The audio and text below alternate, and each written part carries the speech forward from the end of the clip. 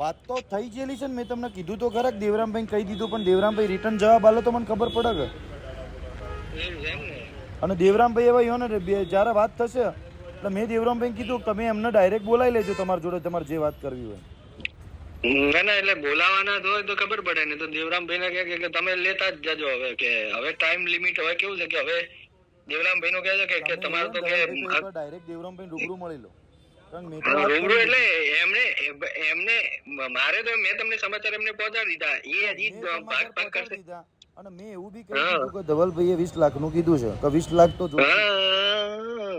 એ તો એમના ખિસ્સામાંથી હાલવા પડશે તો કે નહીતર તો કે હું આગળ બધું હલગાઈ દઈશ કે એવું ચોખ્ખી ધમકી ધવલભાઈ આપી છે નકર એજન્સી નું કામ. અરે હું તો આગળનું મયુર દેસાઈ નું હલગાઈ દઈશ. ધવલભાઈ મારી વાત સાંભળો, મેં એમને કીધું છે કે ધવલભાઈએ ચોખ્ખી ધમકી આપી છે કે જો 20 લાખ નહીં આપો તો હું કામ કંપની નહીં કરવા દઉં.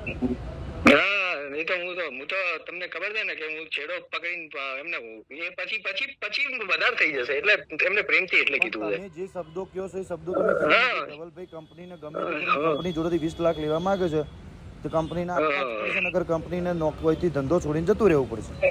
હા, નુકસાન કરીને જવું પડશે, બધું મૂકીને જવું પડશે, ઉપરથી રિકવરી આવશે ને બીજું ઘણું બધું ઉપર થશે.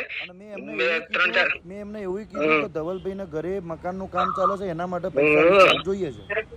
બસ તો હા કહી દીધું ને તમે તો કે ફરીથી એકવાર રિમાઇન્ડર કરાવી દેજો. કાલ સવારે એમને કહેજો કે ફોન કરી નાખો. કરાય અને બેવું હોય ને તો દેવરામભાઈ તમે ધવલભાઈ મળી લો. હા બસ એમને કહેજો મળી લે, બરોબર. નહીં કરવા દે 20 લાખ નહીં હાલે તો. હા ને 75 લાખ જે કાઢ્યા છે ને એ 75 લાખ કઢાવે પાછા લેવડાવવાની હવે તાકાત રખાવું છું ને ભેગા બધાને ગોતતા પછી આવશો બધા ત્યારે, એટલે એમને ચોખ્ખી હવે ધમકી આપી દેજો મારા નામની.